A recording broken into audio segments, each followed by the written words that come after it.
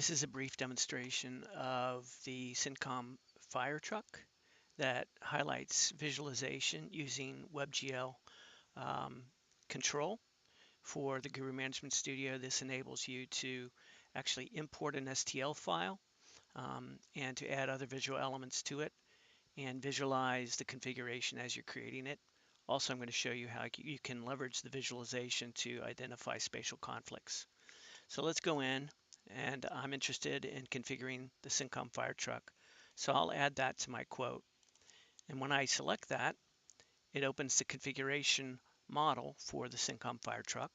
And I have two ways that I can actually go through the configuration process. If I'm a novice user, I can select Guide Me. It'll step me through the type of product I want. Or if I'm a more experienced user and I'm familiar with the product line, I can pick a product, in this case Syncom Series Pumper, and then I will pick a specific sub-series, in this case the stainless series. You can see across the top, my red lights tell me where I have a complete configuration. All the selections that are mandatory have been provided. And you can also see that some of them are yellow. These are selections that I still have to make in plumbing and chassis. In this case, though, I want to actually default the configuration by clicking on the Configure button. And when I do that, you can see now that all of my selections have been fulfilled. And you can also see that in the summary, I've got a price, and it actually shows me all of the sales options and the sales codes that are in that configuration. Let's go back, and now in this case what we want to do is I want to kind of shift gears and go over to the actual vehicle. Let's take a look at what we've configured. In this case, you can see below we have a visualization of the configuration model. Let me shrink this window down a little bit. And we have various selections across the top. So for example, you can see now we've got a raised roof. We call a vista view. I have the ability to actually select different options like extra cabinet height or not extra cabinet height. I can actually change the colors. So let's say I want a green vehicle, and let's say instead of these doors, these pan doors that open up and to the side, let's say that I want, instead of the panning doors, I want rolling doors, which is a more efficient use of space. So you can see here the rolling doors that I've configured. There are other things that we can do. For example, in terms of the configuration, what we see here is a side mount. But let's say that we want a top mount configuration. In this case now, we can see that the pump module, the controls are all on the top. Let's go over now to the compartments, and we'll talk a little bit about the spatial configuration. So we see here the exact configuration that we have so far, including the rolling doors, paint colors, and so forth.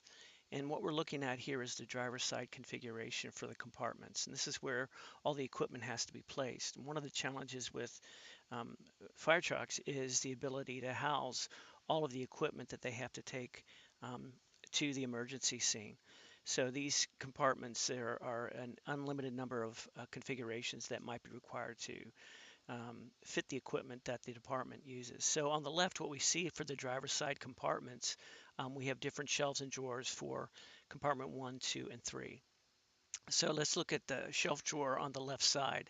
If I select that, you can see now that I can actually move the shelf to a different location. And down below here, you can see I have the drawer. And if I select the drawer, I can also move it.